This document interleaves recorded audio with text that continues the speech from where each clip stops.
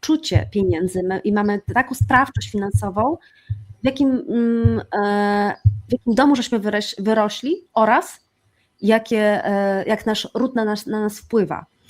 To jest taki temat, który my sobie z Paulinką już rozkminiamy od wielu, wielu lat i rozkodowujemy sobie te wzorce i jest to proces. Nie tylko dlatego, że upłynniam, bo miałam taki program, że mój cały system nerwowy bał się pieniędzy, więc ile bym ich nie miała, to bym wszystkie upłynniła. Strasznie trudno wyobrazić sobie coś jakby inną rzeczywistość, bo to jest jakby, ten pieniądz jest taką, it's so ingrained w tej naszej rzeczywistości, że jest taką strasznie dużą częścią, że prawie definiuje tą naszą rzeczywistość. Dzięki za to pytanie. Co to znaczy dla mnie? To znaczy, że właśnie ja przez te kilkanaście lat jakby rozpracowuję wszystkie ograniczenia, które miałam we własnym systemie operacyjnym, jeżeli tak mogę to nazwać, które powodowały właśnie zaburzenie po pierwsze w zarabianiu, w przepływie pieniądza.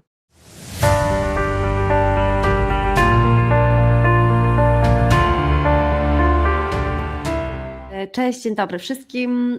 Dawno nas nie było, bo chyba za 3 tygodnie i nie nagrywaliśmy przez ostatni czas, właśnie ostatnio nawet z Olafkiem, także chociaż powinna powiedzieć z Olafem, sorry. Na pokładzie jak zawsze team Be Wonder Me, czyli Paulina i nasz wspaniały gość za oceanu Olaf. Witam Was bardzo serdecznie. Dziękuję. Hejka. Mamy dzisiaj ciekawy temat. Piękny uśmiech, Olaf. Tak. Mamy ciekawy temat i właśnie żeśmy przed chwilą już właśnie zaczęliśmy rozmawiać na temat pieniędzy.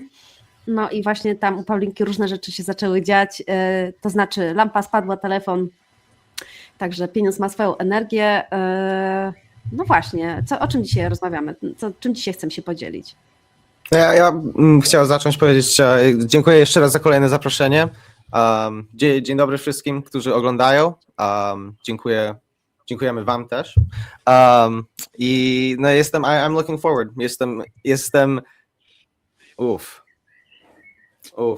Tutaj czasami wychodzi mój brak polskiego, obawiam się właśnie w takich tematach, bo nie często właśnie rozmawiam. W razie czego? No nic, chcę po prostu powiedzieć, że wydaje mi się, że będzie fajna rozmowa. Jestem bardzo ciekawy, wydaje mi się, że ja się dzisiaj będę więcej uczył, więcej słuchał, bo tak jak mówiłem, że ja nie znam się za bardzo na temacie, jestem po prostu ciekawy usłyszeć inną perspektywę. Paulinka, ty masz dzisiaj ciekawość? Wiesz, ja mam zawsze ciekawość, bo po każdym nagraniu, nie tylko nagraniu, ale po każdej rozmowie ja po prostu usłyszę samą siebie i zawsze się coś pojawi takiego, co można jeszcze przetransformować. Mam ogromną ciekawość. Poza tym to też jest tak, jak nasze energie się łączą, czyli moja, twoja i Olafa, to zawsze się takie wspaniałe jakby rzeczy wydarzają. Ja to bardzo mocno czuję, ponieważ jestem czuciowcem, więc tak, mam otwartość. Niech po prostu to, co najlepsze nam się tutaj pokaże, a to jest temat rzeka. Mi osobiście się lepiej odpowiada na pytania, więc możemy sobie nawzajem zadawać pytania, może Żanetka zacząć, tak. Mhm. No dobra, to słuchajcie, to ja mam takie pierwsze pytanie. Pieniądze. Pierwsze 2 skojarzenia, Olaf. Pieniądze. Skojarzenia takie od razu? Pierwsze, tak. Co tam ciekawe? Zielone. Zielone. Drugie. Złote. Kolory od razu. Zielone i złote. Okej. Super. No widzę po prostu zielone pieniądze i złote monety od razu. Okej, to masz bardzo ładne skojarzenia. Paulinko, jakby takie ręce trzymają. Mamy. Jeszcze raz, przepraszam. Że są takie dłonie, które trzymają złote. Jakby sobie podają te pieniądze. To jest pierwsza rzecz, jak myślę pieniądze, to mi przychodzi do głowy. Mhm. A takie też kolejne skojarzenie. Pieniądze są dobre czy złe? Czy neutralne? Od razu widzę jakby dużo dobra, dużo zła. Okej, czyli ty bardzo fajnie, że to powiedziałaś, bo... Widzę jakby po prostu potencjał, jakby takie dwie drogi. To jest... Bo tak naprawdę pieniądze są neutralne, a to my nadajemy chyba znaczenie tym, jak my je wykorzystamy, do czego my je wykorzystamy. Widzę, że Paulinkę nam wyrzuciło, ale ona Naprawdę rzeczy się dołączy. dzieją. No, rzeczy się dzieją. Czasem tak jest. Dobra, niech takie to będzie. Myśmy w ostatnim czasie z Paulinką zajęły się tematem właśnie wzorców ukrytych rodowych, które mają wpływ na nasze zarabianie, na naszą dynamikę z pieniędzmi. I jak myślisz, co dobrego w kwestii pieniądza wyniosłeś z domu?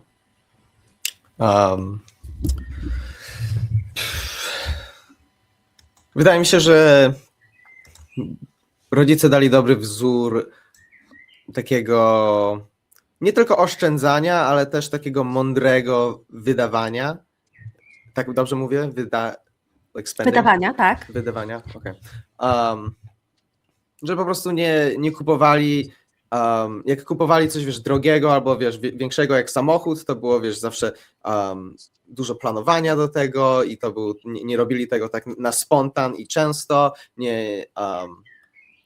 wszystkie, wiesz, wakacje były zaplanowane, że po prostu było trochę tego wydawania, ale to było jakby takie do tego mądre podejście, ale też było oszczędzanie. Mi się wydaje, że ja na swoich rodziców patrzę jako dobry jakby przykład finansowej sytuacji. Paulinko, to tobie jeszcze zadam pytanie. Jak słyszysz hasło pieniądze, pierwsze dwa skojarzenia? O, no my coś dzisiaj mamy z tym pieniędzmi i z nią. Wycina nam koleżankę. Ciekawe. No dobra, słuchaj, to ja nie wiem, co tam się dzieje. To idźmy dalej. To jest to dobre skojarzenie. A czy masz takie skojarzenie, albo widziałeś gdzieś, i to raczej chodzi mi tak z podwórka, nie, że tam gdzieś, wiesz, w telewizji, czy słyszałeś, tylko czy widziałeś wśród, nie wiem, właśnie rodziny, znajomych, jakie pieniądze mogą mieć trudny i negatywny wpływ?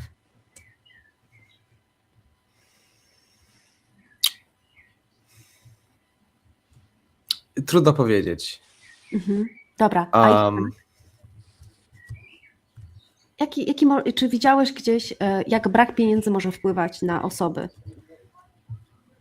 Tak, ale nie wiem, czy mógłbym powiedzieć, że w rodzinie, tak ja przynajmniej, że ja to widziałam osobiście, że słyszałam może historię, ale tak, ale na świecie to oczywiście, tak. A jak myślisz, lepiej mieć te pieniądze, czy lepiej się cały czas za nimi uganiać?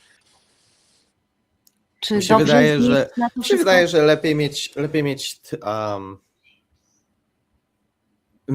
najlepiej mieć tyle, ile potrzebujesz. Taka jest moja opinia. I to, wiesz, możemy bardziej, wiesz, wejść w co to znaczy, ale mi się wydaje, że to nie jest dobra rzecz mieć za mało, że jak, wiesz, ktoś nie ma na jedzenie i tak dalej, no to nie jest pozytywna sytuacja, ale wydaje mi się, że to, co przynajmniej ja obserwuję, jak patrzę się na świat, że czym więcej ma się pieniędzy, to, wiesz, szczęście nie do końca idzie cały czas do góry z pieniędzmi i nawet jest sprzecz, że ludzie, ci, którzy mają najwięcej pieniędzy, to są jakby nie tylko nieszczęśliwi, ale też robią jakieś dziwne rzeczy i po prostu nie są do końca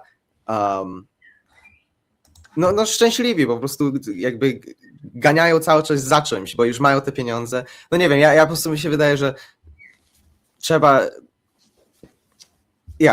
No tyle powiem, że najlepiej jest mieć tyle, ile potrzebujesz. To chyba jak ze wszystkim, że to musi być po prostu jakiś w tym, no zgodnie z naszymi jakimiś oczekiwaniami, no nie? Cześć Paulinko, wróciłaś, co tam się dzieje? No słuchajcie, wiecie, dzieją się tutaj cuda, ale mam nadzieję, że jestem już zostanę. Słuchaj, wiecie, to było tak ciekawe, ja musiałam się wyłączyć, przepraszam was, bo ja słyszałam dźwięk bardzo zniekształcony, to znaczy, nie wiem, czy kojarzycie Kaczora Donalda? Ale kto był Kaczorem, ja czy Olaf? I ty i Olaf, także po prostu ty tylko taką jakąś żeńską wersją Kaczora Donalda i miał takie. Także tutaj mój telefon przetwarza tę energię jakoś tak szczerze, w bardzo taki wyjątkowy sposób. Także dołączam z powrotem. Domyśliłam się, trochę słyszałam, o czym mówiliście. Także mam nadzieję, że już teraz zostanę z wami. Dobra, bo ja zadałam Ci pytanie, ale zrobiło się czarne pole. Pierwsze dwa skojarzenia, jak słyszysz pieniądze, to z czym Ci się kojarzy? Dzisiaj? Wiesz Dzisiaj, co, nie dzisiaj to mi wczoraj, się kojarzy dzisiaj. Nie dzisiaj, tak, bo wczoraj mi się z czymś innym kojarzyło, ale wiesz, pierwsze co przychodzi, no to mi przychodzi jakby radość i wolność, tak, więc to dzisiaj pierwsze mi się pokazało. Ale Radość ja i pracuję już wolność. od A możesz kilkunastu lat rozwinąć z to? pieniędzmi, tak. Mhm. Znaczy ja A myślę, że możesz rozwinąć pieniądze, tą radość i wolność? tak, no ja myślę, że pieniądze jako pieniądz, czyli wymiana tutaj na tym planie materialnym, no rozwiązują nam 95% wyzwań i problemów i one są po prostu potrzebne, nie ma co ukrywać, że jest inaczej.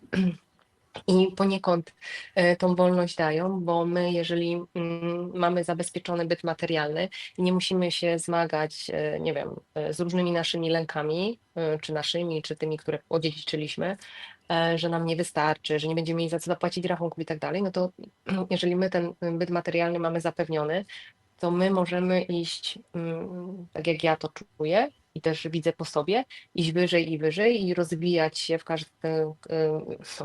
w kierunku, w którym chcemy, bez jakby ograniczeń. Więc pieniądze jednak mimo wszystko pomagają, bardzo pomagają.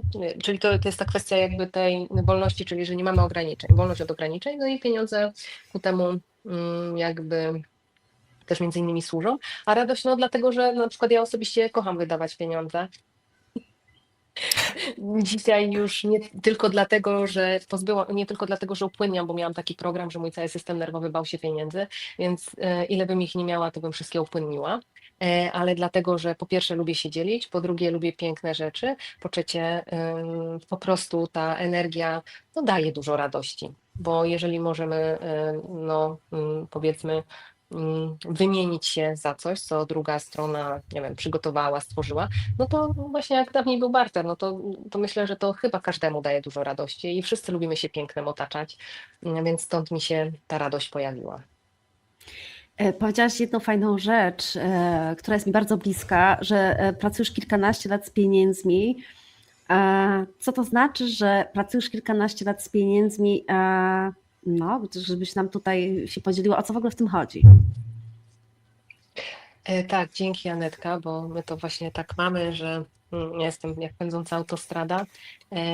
Jakieś skróty myślowe tutaj rzucam na naszą wspólną Nie, przestrzeń. dobrze, słuchaj, I tak, tylko właśnie jakby dopowiadam, więc dzięki za to pytanie, co to znaczy dla mnie? To znaczy, że właśnie ja przez te kilkanaście lat jakby rozpracowuję wszystkie ograniczenia, które miałam we własnym systemie operacyjnym, jeżeli tak mogę to nazwać, które powodowały właśnie zaburzenie po pierwsze w zarabianiu, w przepływie pieniądza. A skąd to się wynikało? No więc po pierwsze z tego programowania naszego z domu, czyli tak jak ja, te wzorce i przekonania, które wyniosłam z domu, a nie do końca były świadome, bardziej nieświadome, z tego, co płynęło właśnie też z naszego systemu rodowego i zostało zapisane jakby w naszym polu morficznym. Więc to no, taka rzecz, która oczywiście przeplata się z innymi aspektami życia, bo to nie jest tylko tak, że bierze się temat pieniądza na tapetę, bo to się po prostu przeplata. I może Anetka właśnie będzie prościej, jak będziesz, czy ty Olaf zadawać pytania, to ja mogę jakby się odnosić, bo to naprawdę jest temat rzeka, że mi się tak dużo tutaj w głowie pojawia tematów, które można by było w związku z pieniądzem poruszyć. ja w ogóle też, zanim przejdziemy dalej, chciałabym powiedzieć jedną rzecz, że ten temat pieniądza, tak w moim odczuciu, on jest naprawdę neutralny, ale ponieważ w, w tym systemie, w tym Matrixie on ma ma nadane takie jedyne znaczenie, że wszystko jest wymienne za tą walutę, to my cokolwiek chcąc wzrosnąć, potrzebujemy pieniędzy. Potrzebujemy pieniędzy nie tylko, nie wiem, na jedzenie, potrzebujemy na dom, potrzebujemy na rozwój, na szkołę, na samochód, żeby gdzieś pojechać. Wszystko kręci się wokół pieniądza. Nie dlatego, że one są złośliwe i od nas, nie wiem, uciekają, tylko dlatego, że ktoś tak stworzył, że jest jedna wspólna waluta, za którą można określić czegoś wartość. Powiedziałaś o tych wzorcach z domu i tych rodowych, które są bardzo mocne i też są mi bardzo bliskie. I ja bym chciała, żebyśmy obydwie podały może po jakimś przykładzie, żeby przybliżyć, jakie sytuacje mocno wpływały na nasze jakieś zachowania. Masz coś To ja takiego mogę na na przykład myśli? powiedzieć, moi rodzice się, tak, nawet przychodzi mi taka rzecz, tak, pierwsze co się pojawiło, więc myślę bardzo często w wielu rodzinach, że rodzice się kłócili o pieniądze, tak, to już nieważne jest podłoże. Jeżeli jako małe dziecko obserwujemy kłócących się rodziców, no to jest bardzo duże zagrożenie, tak, dziecko powinno mieć stabilnych rodziców, no jeżeli widzi, że jakby I nam zniknęła. Niesamowite. No, ciekawe. wspaniale te energie, O, ale cię No. słyszymy. Może znowu my jesteście jak kaczory. What? No, tutaj tak nas próbują zablokować, żebyśmy nie odkrywały tych tajemnic. Mhm. Ja, rozmowa jest Nie. za ciekawa. Za ciekawa. No nic, Paulinka zaraz do nas wróci i nam opowie historię o rodzicach, którzy się kłócą i jak to dziecko koduje. Ja jestem bardzo ciekawy Ale- o tym, co ty, ciociu, mówiłaś o tym, No. jak jakby pieniądz jest właśnie, jak ty powiedziałaś, w tym Matrixie, przez to, że po prostu jest taki system, który ktoś stworzył. I ja jestem jakby ciekawy, i jaka byłaby alternatywa do takiego, do czegoś, do pieniądza, bo to jakby wydaje mi się, że ja przynajmniej dużo razy słyszałem, że to jakby było, że to jest jakby naturalny proces, że to jest naturalne, że coś takiego wymyśliliśmy, że jest taka jestem z wymiana. powrotem, naprawdę, słuchajcie, przepraszam, no. Mów, Ola. No spokojnie, jesteśmy I- kaczorami, to nie chcemy być kaczorami.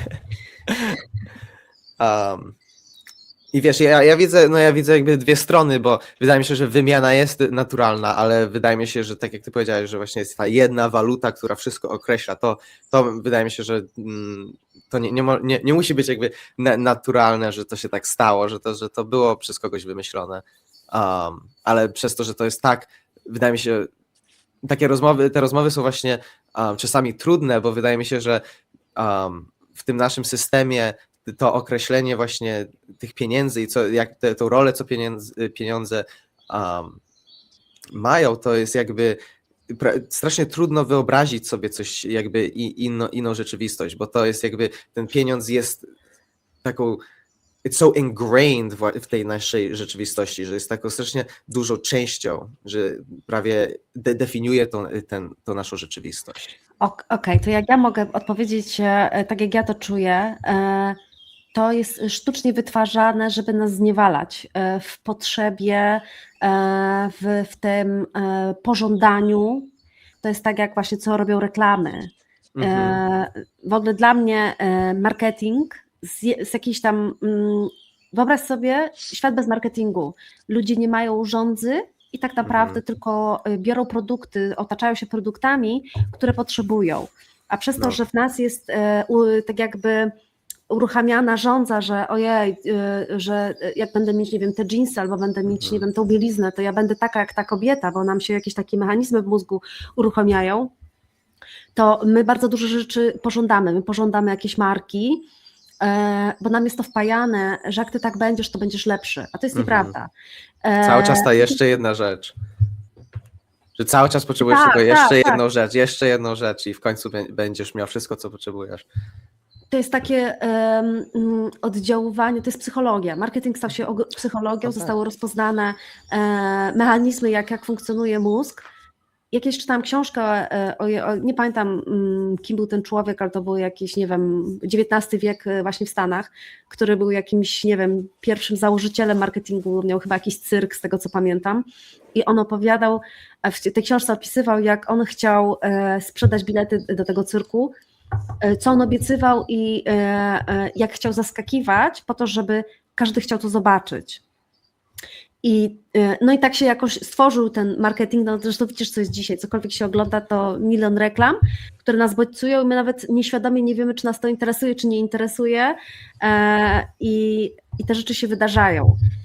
Ale nawet wiecie, jak sobie tak popatrzymy, nie wiem, nawet dawno temu, nie chcę powiedzieć, że w epoce kamienia łupanego, ale gdzieś tam dawno temu, nawet jak był barter, to on był możliwy, bo te produkty były podstawowe, prawda? Ktoś tam wymienił się 10 jajek za jedną kurę. Ludzie w jakimś czuciu mieli, jak to można wymienić, bo się wymieniano niewieloma rzeczami. Wyobraźcie sobie dzisiaj, gdzie ile my mamy rzeczy w stosunku do, nie wiem, sprzed 3000 lat, jaki musiałby być ten wymiennik i mogłoby być dużo zamieszania o to. Dlatego po prostu została wprowadzona dla ułatwienia prawdopodobnie ta waluta. Ale ja w zasadzie dzisiaj nie chcę o tym rozmawiać. Mnie bardziej interesują wzorce, mnie dzisiaj bardziej interesuje nasza mentalność finansowa, bo my mamy jakąś swoją tożsamość finansową i tą tożsamość finansową my jesteśmy, my mamy takie czucie pieniędzy i mamy taką sprawczość finansową, w jakim domu żeśmy wyrośli oraz jak nasz ród na nas wpływa.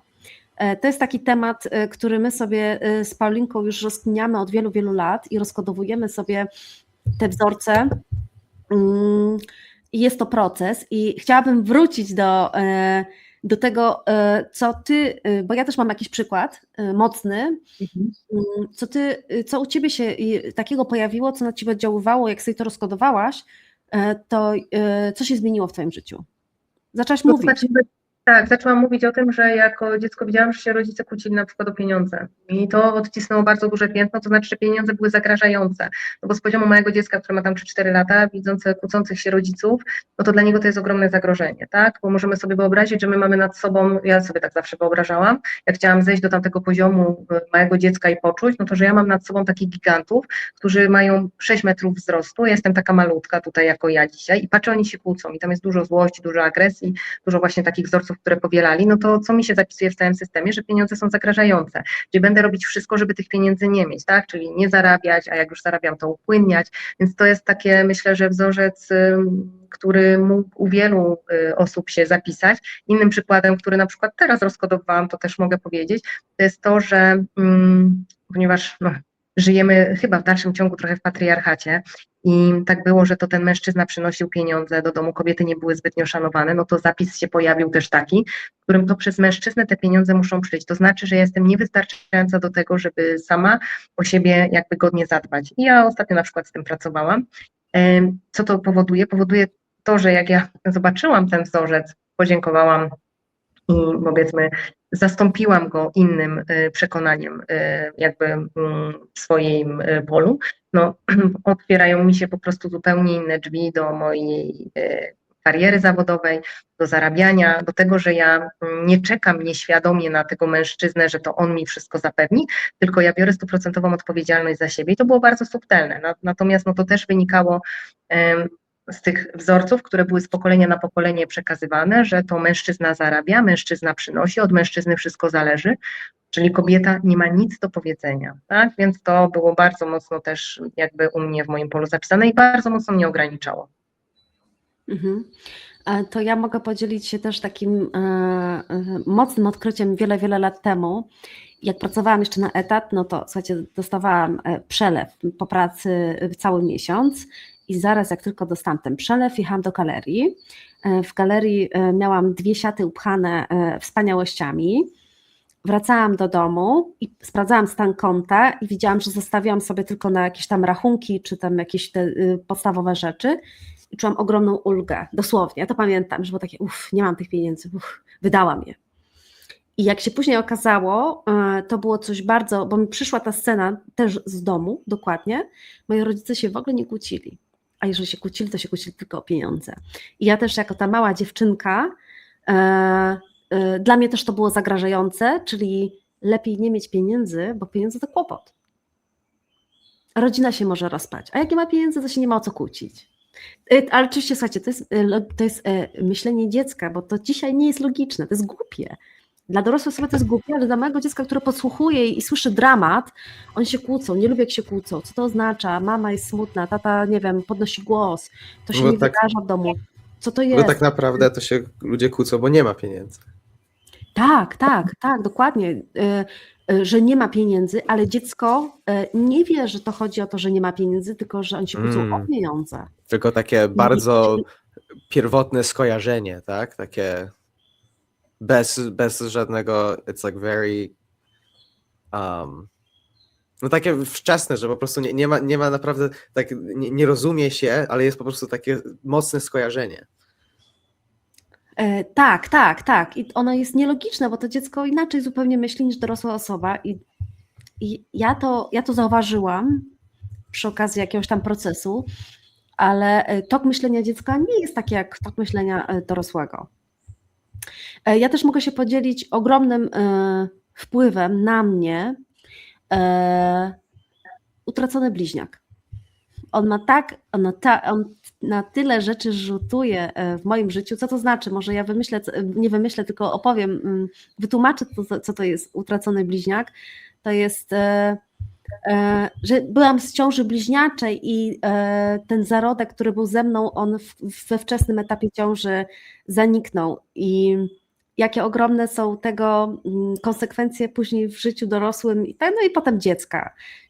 Czyli ciągłe takie poszukiwanie tej drugiej osoby, bo nie wiem, czułam, że z tą drugą osobą chcę wszystko robić i że to poczucie niekompletności, jak jestem tylko ja sama. I to w wielu obszarach mojego życia się pojawiało, również w kwestii finansowej, że wszędzie potrzebowałam, żeby ktoś był ze mną, bo się czułam po prostu zagrożona, nie czułam się bezpiecznie. Tak jakby nie czułam mojej wartości, mojego takiego potencjału bez tego. Tak, ale ja tu się zgodzę z Tobą, bo ja dokładnie miałam tak samo.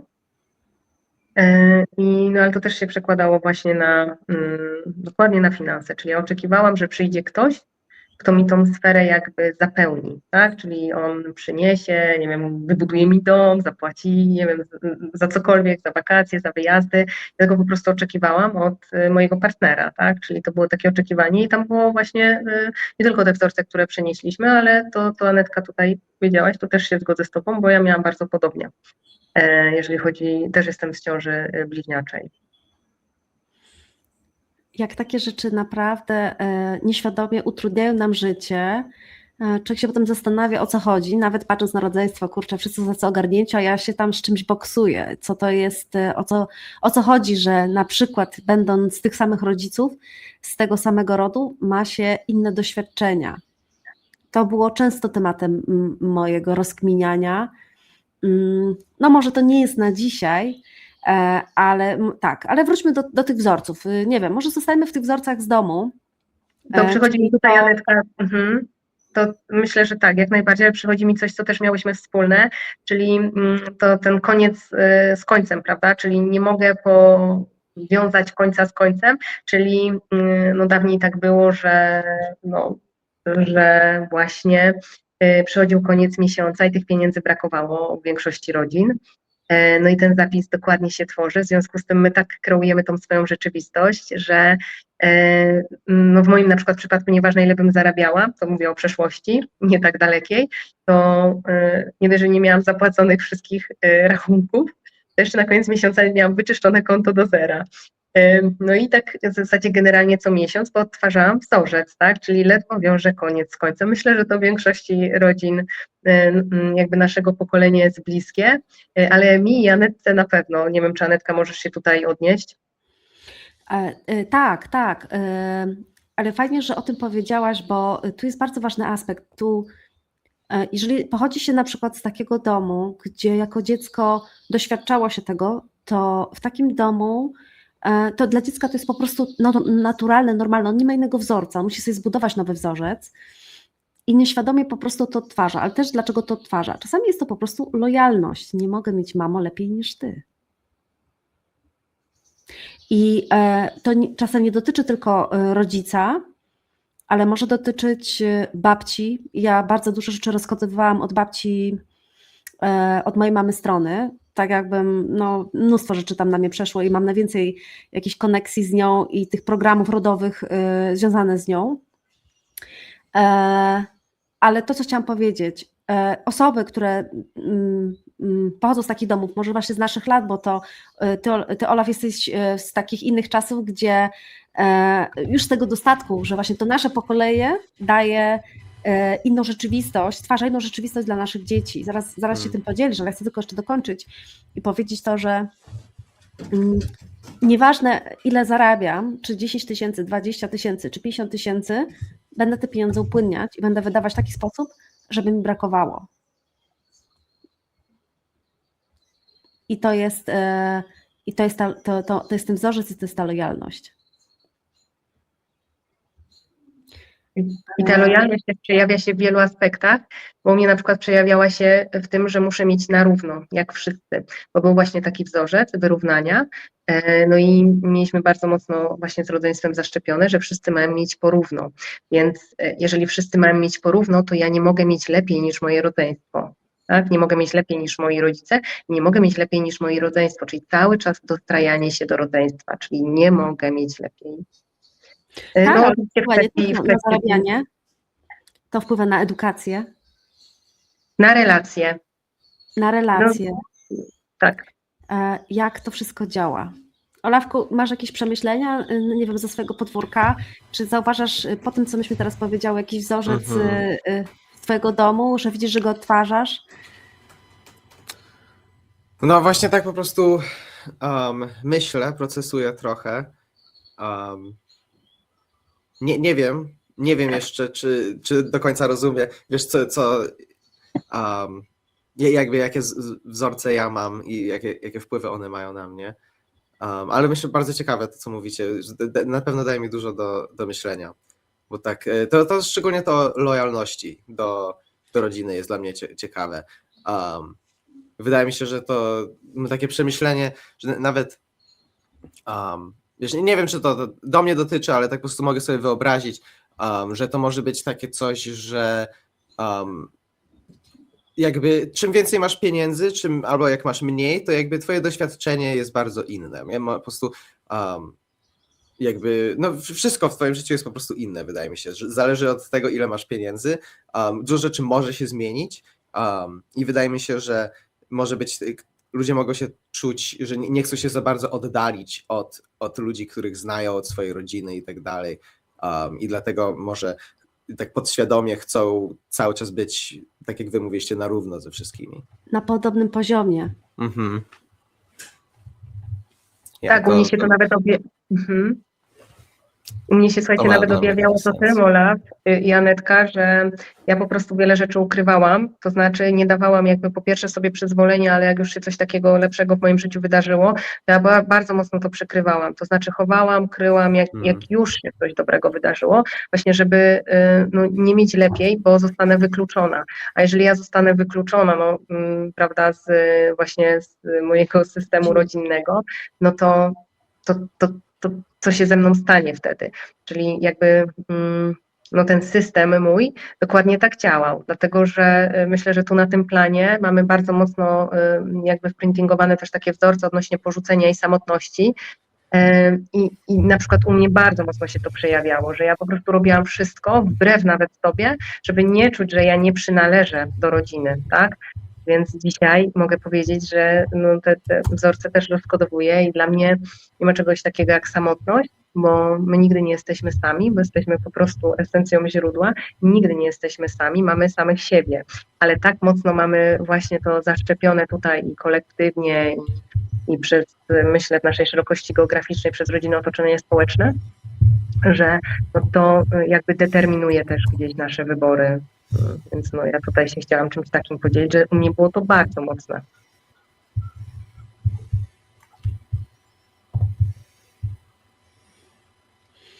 Tak się zastanawiam, w którą stronę pójść teraz.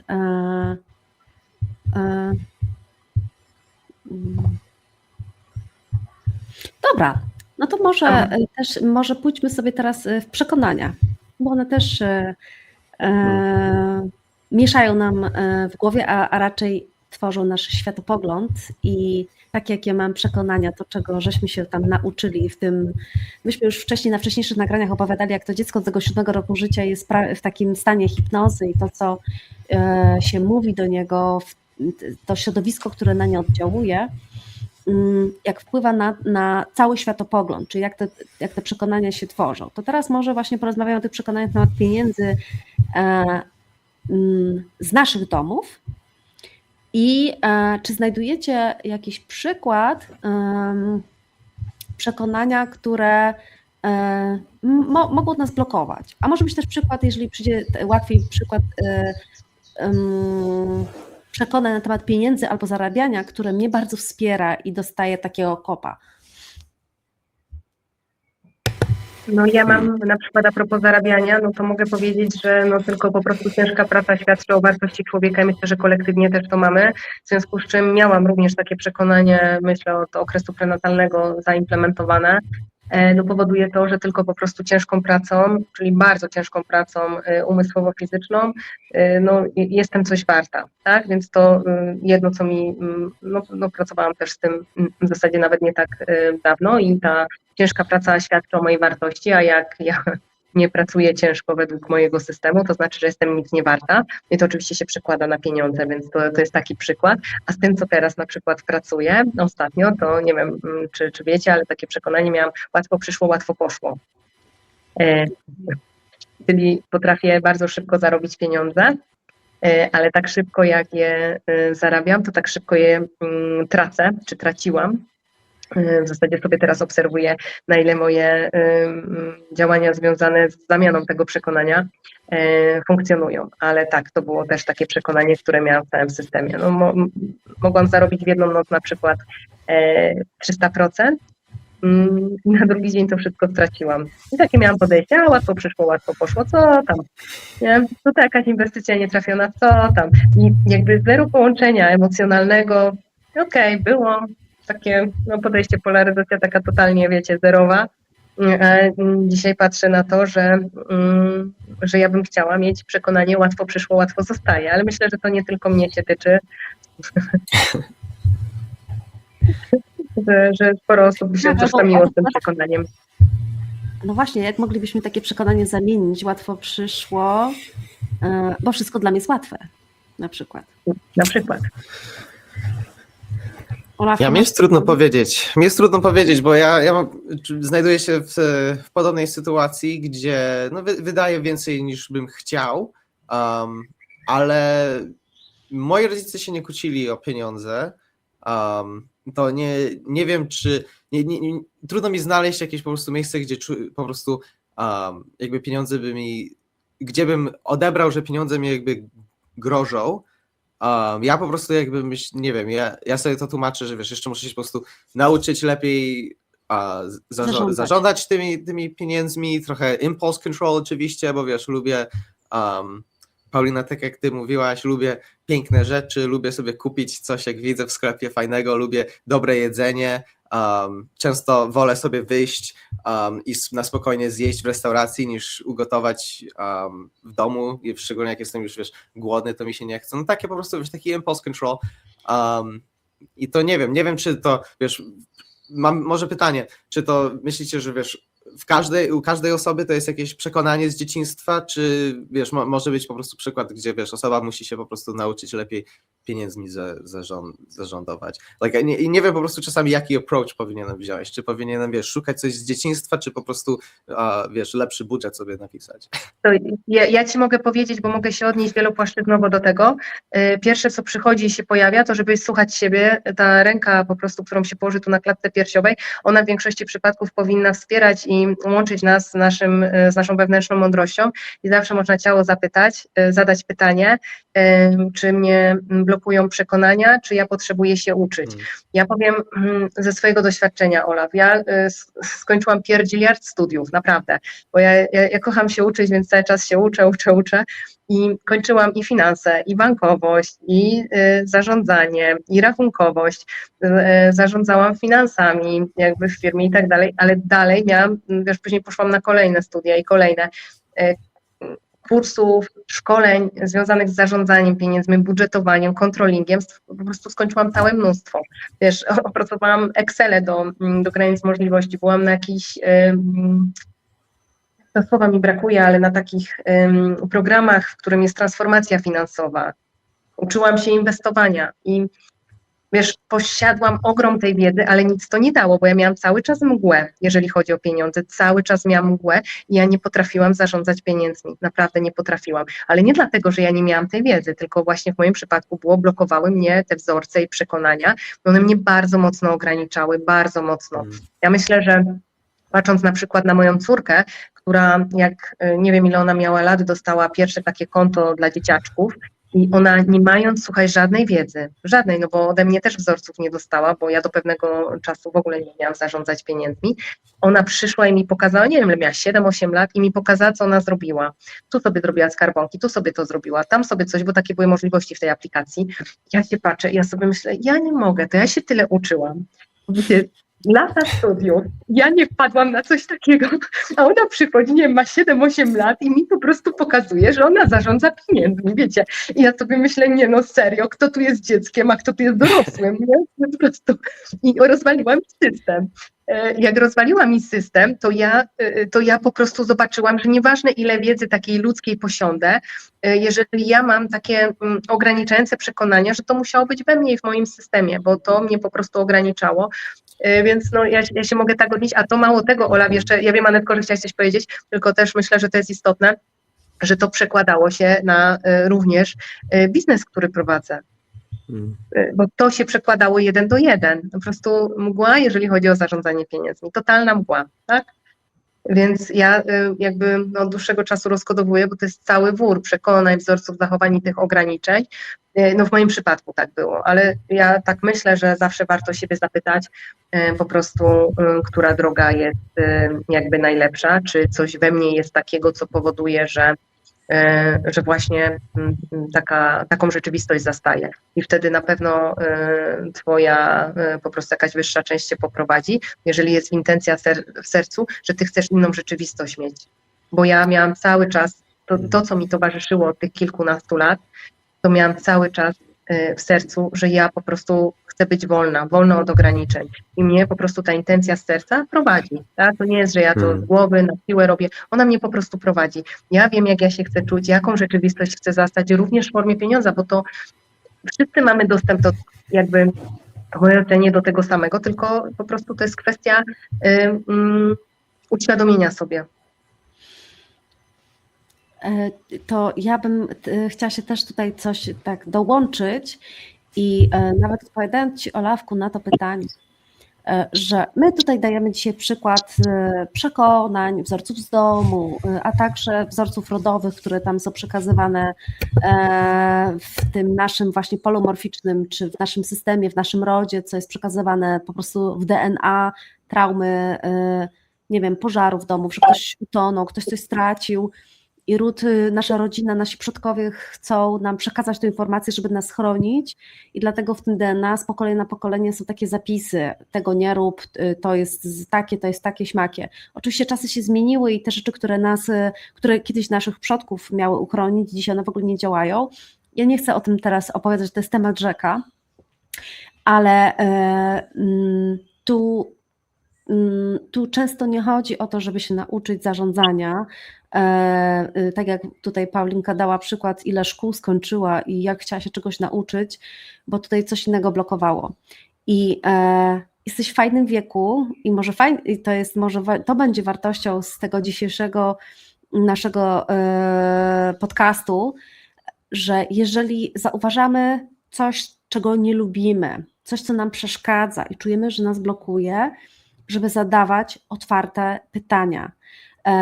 Pytania, nie wiem, jeżeli wierzymy w Boga, możemy sobie rozmawiać z Bogiem, możemy rozmawiać z naszą wyższą jaźnią, możemy rozmawiać z naszym duchem, duszą, ze źródłem, w coś, co wierzymy, że jest i coś nas prowadzi. Albo że to coś, co stworzyło nas, albo stworzyło ten świat, niech to będzie ten punkt odniesienia, który dla nas ma wartość tego stworzenia. I zadać pytanie właśnie tego typu, to jaki jest, ja tak nie chcę, ja już mam dość, niech mnie już coś poprowadzi, ja chcę zobaczyć, gdzie jest to źródło, bo ja już tak nie chcę funkcjonować, ja chciałbym żyć inaczej, żeby było właśnie lżej, żeby było łatwiej, bo to taki, jaki jest, ja tak nie chcę. I trzeba to puścić, zostawić i zobaczysz, że w jakimś momencie, czasem są to dni, czasami są to tygodnie, czasem są to miesiące, że dokładnie trafisz na książkę, trafisz na jakiś kurs, trafisz na jakąś osobę, która dokładnie ci odpowie na pytania, które ty gdzieś tam masz w głowie. I nagle myślisz sobie, kurczę, to może to o to chodzi, ale to się nie wydarzy, jeżeli my nie chcemy tego zmienić. Nastawienie, musisz się nastawić jakby. Nie, to chodzi o to, jeżeli na przykład ty, tak jak mówisz dzisiaj, że nie wiem, lubisz wydawać, czasami więcej wydajesz niż masz i tak naprawdę akceptujesz to i masz to na ten moment, nie chcesz z tym nic robić, to się nic nie zmieni. Ale jeżeli będzie taki czas, przyjdzie taki czas i stwierdzisz, mam dość, chcę mieć więcej, a nie mniej, chcę nie zastanawiać się właśnie, że czy mogę to, czy tamto, no niech mi się pokaże, skąd to jest, co to jest, bo wszystko, co jest w naszym polu, wszystko, co my robimy, to, co w jakiś sposób do siebie przyciągamy, te nasze jakieś doświadczenia, one mają gdzieś źródło. To nie jest tak, że w naszym życiu coś się wydarza bez sensu. W energii nie ma pustki, wszystko z czegoś wynika, tam jedno tworzy drugie. Nie ma pustki. Wszystko jest przemianą czegoś i zawsze jest gdzieś początek. Więc jeżeli ja na przykład mam jakąś sytuację trudną, nie wiem, nie mam teraz może właśnie przykładu, ale jakiś, nie wiem, myślę sobie o czymś, że coś przyciągam, że coś mi się powtarza w życiu, ja zadaję pytanie, jestem gotowa, niech mi się to po prostu pojawi.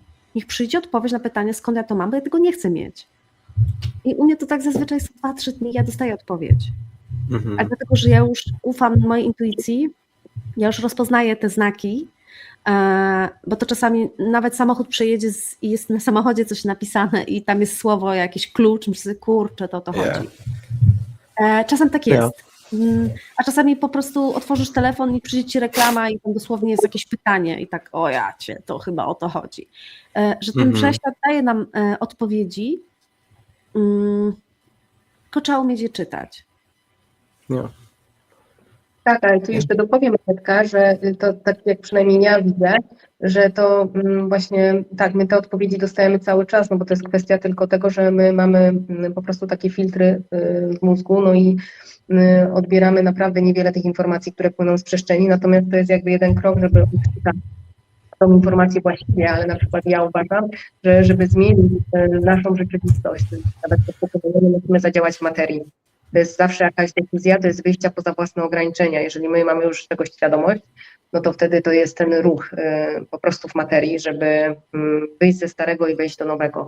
I ja na przykład u siebie tak widzę, no w większości przypadków właśnie było tak, już nawet jak ktoś wiedziała, to i tak musiałam ten ruch w materii wykonać. Teraz na przykład, jeżeli mówimy o pieniądzach, no to moim ruchem w materii jest to, że ja nie chcę już doświadczać właśnie tego, że ja na koniec miesiąca tam nie miałam pieniędzy, mimo że nie wiadomo, ile tam mogę zarobić, tylko ja dzisiaj siebie uczę, cały swój system nerwowy. Właśnie w materii uczę tego, że ja dzisiaj po prostu obserwuję i ja tych pieniędzy nie wydaję, tak?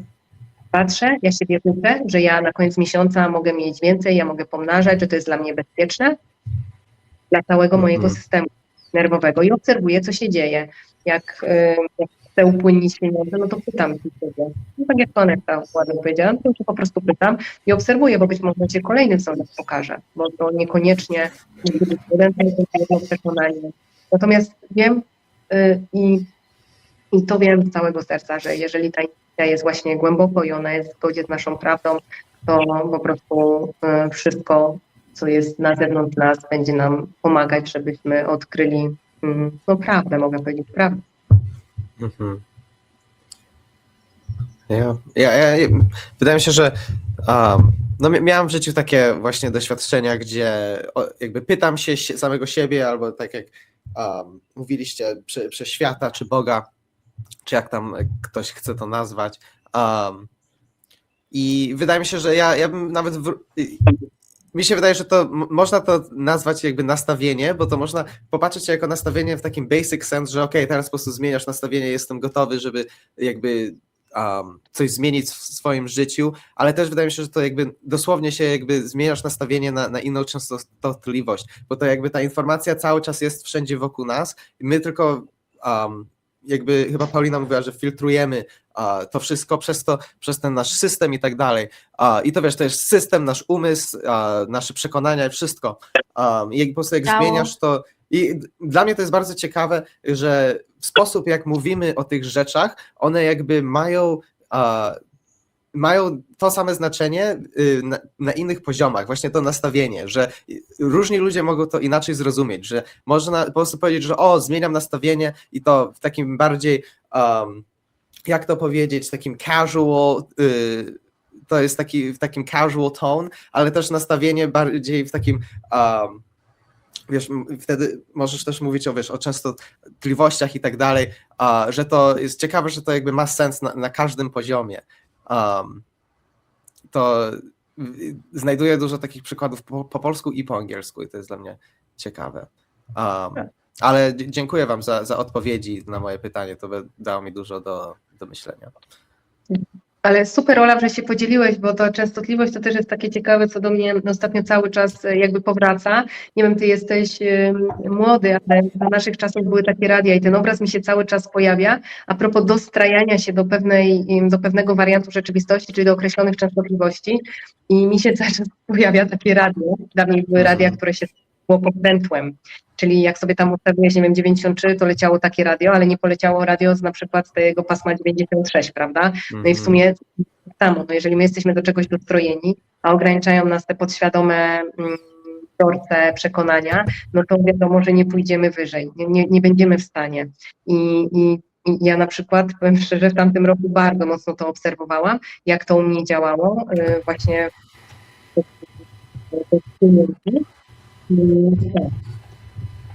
Też cię gorzej słychać.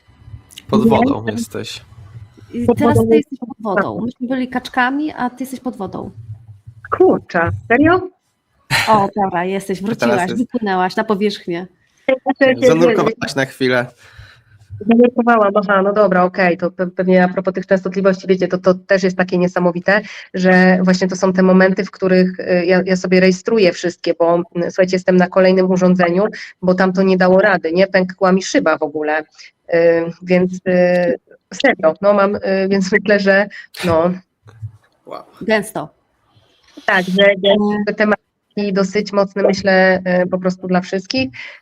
No ale fajnie, cieszę się, że ten nie słychać z powrotem. Słuchajcie, wiecie, to jest tak świetny temat, że no my tu chyba, myślę, moglibyśmy, nie wiem, ja przynajmniej tak czuję. Ale jeszcze chciałabym jedną rzecz dopowiedzieć, bo ona też jest interesująca, myśmy też to zauważyły z Paulą w naszym życiu, że a propos tej naszego wibrowania, tej naszej częstotliwości, że my jako odbiornik mamy swoją falę i my spotkamy ludzi albo będziemy otaczać się ludźmi, którzy wibrują na tej samej częstotliwości albo bardzo podobnej. Albo nasze programy, które mamy, mamy jakiś jeden duży, fascynujący program, który nas dotyka i też ma to związek właśnie z pieniędzmi, jako dwa różne bieguny, że właśnie tego dostatku i tego braku i też one mogą się w jakiś sposób dotykać, ale w innym wymiarze, bo jeżeli fala jest jedna wysoko, a druga jest nisko, to się muszą gdzieś spotkać w środku. Ale to też tak trochę opowiada o tym, jak my przy jakichś osobach, jak się czujemy. Nasza fala się musi uśrednić. Jesteś pod wodą, wypłyń. Wypływam. Słychać mnie? Dobra. Teraz Tak. lepiej? Super, że to słuchać, bo na przykład uważam, że zresztą ktoś, nie wiem, kto powiedział takie mądre zdanie, że jesteśmy wypadkową 5 czy tam 10 osób, z którymi najczęściej przebywamy. Ja się z tym zgadzam. Tylko, że jeżeli my przebywamy z osobami, które mają określone przekonania i ograniczenia, no to dokładnie ma odzwierciedlenie i wpływ na nasze życie. Słuchajcie, nawet taka historia, gdzie miałam zablokowany przepływ jakby w firmie, w której pracuję i odpowiadam tam powiedzmy za końcową część. Nie wiedziałam, dlaczego to się wydarza, że ja mam cały czas przepływ zablokowany w jakimś okresie czasu. I zaczęłam zadawać pytanie, o co chodzi, bo się w ogóle jakby nie składało. Dlaczego te pieniądze tam są zablokowane? Dlaczego? Bo sobie uświadomiłam, że ja spędzam czas, nie mam przyjaciela. Bardzo dużo czasu z nim w pewnym okresie spędzałam. I on miał po prostu takie blokady tam, jeżeli chodzi właśnie o pieniądze i o zarabianie, a ja z nim bardzo dużo czasu spędzałam. W zasadzie poza jakby pracą, no to mieliśmy taki czas, że jakby spędzaliśmy bardzo dużo czasu. Jak ja sobie uświadomiłam, że ja... Jesteś nad wodą, pod wodą, nad wodą, pod wodą. Ja nic nie rozumiem. Ja tak do połowy, tylko tak do połowy słyszę właśnie też. Teraz lepiej? Może ty się za dużo ruszasz, nie wiem. Jak ja mam się nie ruszać? No przecież mnie to roznosi. Ja następnym razem będę robić. Ja nie A to może, mi się wydaje, że to może być internet, bo ty też, dla mnie też w ogóle obraz się bardzo dużo wycina, jesteś też zamazana, to może być problem z internetem. Taka, ty się cały czas ruszasz. No. No, a wiesz co, Anetka, chyba będziemy robić tak, że od następnego razu będę u ciebie, żeby było, bo widocznie tutaj jest... A co dalej, nie słychać, że jestem pod wodą? Nie. Teraz na razie jest lepiej, ale obraz cały czas jest dobrze. wycina, to nie wiadomo, czy to wiesz, będzie... Możesz dalej zanurkować za chwilę. Dzięki. Wolałabym pofruwać, nie nurkować, nie? Już tam z nurkowaniem miałam doświadczenia, już wiesz, i z innymi takimi klimatami, raczej właśnie tutaj myślę troszkę nad ziemią. Ale wracając do tego, bo ty powiedziałaś coś bardzo ważnego, że jesteśmy wypadkowo 5 czy tam 10 osób, z którymi się otaczamy. Tak, to jest możliwości nastrajania się, bo to jest to, co chciałam powiedzieć, jakie to ma przełożenie, bo ludzie może sobie nie zdają sprawy, ale ja na przykład w firmie taki okres miałam, że mieliśmy bardzo mocno zablokowany przepływ. Ja po prostu nie umiałam znaleźć przyczyny dlaczego i zaczęłam zadawać pytania i sobie uzmysłowiłam, że bardzo dużo czasu spędzałam tam w przeszłości z takim moim przyjacielem, który miał po prostu zablokowany przepływ.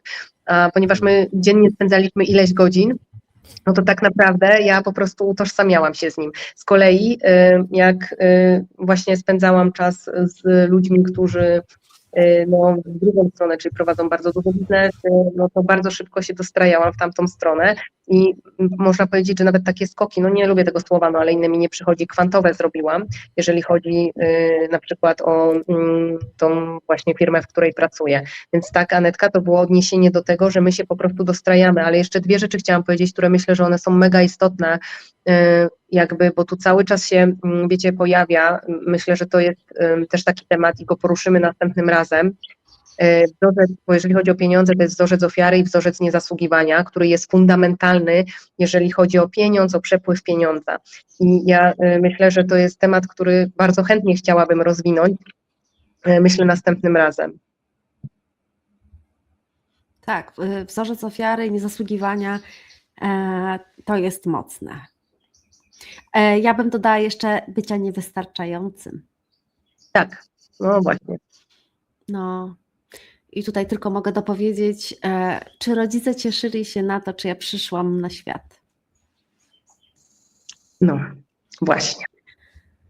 No, ale tego jest więcej. No tak, my już tutaj sobie nagrywamy godzinkę, więc chyba po prostu wystarczy. Olaf, czy coś chciałbyś, nie wiem, jeszcze się podzielić? Chciałbyś o coś zapytać? Nie, właśnie chciałem po prostu powiedzieć, że wydaje mi się, że bardzo dobrą rozmowę mieliśmy, bardzo dużo mi tak... Właśnie cieszę się, bo wydaje mi się, że się coś nauczyłem, otworzyliście na pewno mi oczy na nową perspektywę, no i wydaje mi się, że tak jak zwykle nasza rozmowa dała mi dużo do pomyślenia i wydaje mi się, że mam nadzieję, że ci, co oglądają też daliśmy im coś do myślenia. Tak, żeby może zadawać pytania, bo to jest takie nieszkodliwe, zawsze mamy na to czas, zadawać sobie pytania nawet głośno albo na kartce papieru, co to jest, że tego nie chce. To już każdy, właśnie tak jak to Paulinka powiedziała wcześniej, z ręką tutaj sobie na grasicy, na sercu można zadawać to pytanie, to co przyjdzie, z tą szczerą intencją, chęci zmiany, bo wtedy to jest ten początek, że to się zacznie wydarzać. No, ja Was dziękuję bardzo za kolejne zaproszenie jeszcze raz, bo naprawdę myślę, że to jest bardzo wartościowe są te rozmowy, bo tak mi szczerze to tak pomaga, bo to po prostu rozmyślam dużo rzeczy i uczę się nowe perspektywy i naprawdę wydaje mi się, że to jest wartościowe, żeby to było na publicznym forum. To Was dziękuję bardzo. Tak, Ola, dziękuję. I Anetce, i Tobie za te rozmowy, bo wiesz, ja z kolei sobie testuję, bo ja dam sobie taką intencję, że jak na przykład mi się jakieś wzorce udało przetransformować, a na przykład one byłyby, czy obciążały kogoś innego, jak ktoś wchodzi w moją przestrzeń, to żeby mu się same te wzorce, wiesz, przetransformowały w zasadzie, żeby odpadały, nie? Czyli tak jakby to dostrojenie, żeby było takie pełne, ja się mega na to jakby otwarłam, to jest taka moja, no takie moje marzenie generalnie i taka moja naprawdę czysta intencja od ostatnich jakichś 2 czy 3 lat, taka z serca, więc ja sobie to po prostu testuję, jak też to może dla innych działa i w ogóle taka wdzięczność, że no można sobie właśnie w takiej przestrzeni, która jest mega bezpieczna, taka zaopiekowana przez nas, otwarcie o trudnych tematach rozmawiać, bo pieniądz w naszej szerokości geograficznej jest bardzo, bardzo trudnym tematem, bardzo. Nadal tabu. Nadal. Nadal tabu, niektórzy się nie chwalą, a inni na wyrost się chwalą. Nie ma takiej neutralnej, bez lęku rozmowy na ten temat. Ale to, co powiedziałaś też bardzo fajnego, to że z tą intencją, że programy, które sobie tam rozkodowałaś i osoby, które mają coś podobnego, żeby im się już nie spuszczało, to może będziemy ogłaszać, o czym będziemy rozmawiać, więc osoby niech chętne sobie posłuchają. Superowo, dokładnie. Czyli Anetka, następnym razem, ja zapisałam, żeby nam nie umknęło, rozmawiamy też w kontekście pieniądza, ale nie tylko, bo naszego życia, wzorce bycia niewystarczającym, niezasługiwania, no i w ogóle wzorzec ofiary, nie? To będzie fajny temat. Co ty na to, Ola? Ola, co myślisz? Bardzo ciekawie brzmi. Dobra. No to słuchajcie, no to co, to kończymy. Dziękujemy Wam bardzo, dziękujemy za wspaniałe towarzystwo. Dzięki Ola, dzięki Paulinka, nie wiem, zmniejszyłam sobie ekran i się rozproszyłam, wybaczcie. Powinnam sobie, za dużo rzeczy mi się pojawiło na pulpicie i zbaraniałam, nie wiem, tak można powiedzieć. Bo ja Ci nie powiedziałam, że pięknie wyglądasz, naprawdę pięknie wyglądasz. O, dziękuję. Wy również pięknie wyglądacie. Cudowny Team Be Wonder Me. Trzymajcie się, pozdrawiam serdecznie, dobrego popołudnia. Do zobaczenia, do usłyszenia następnego. A.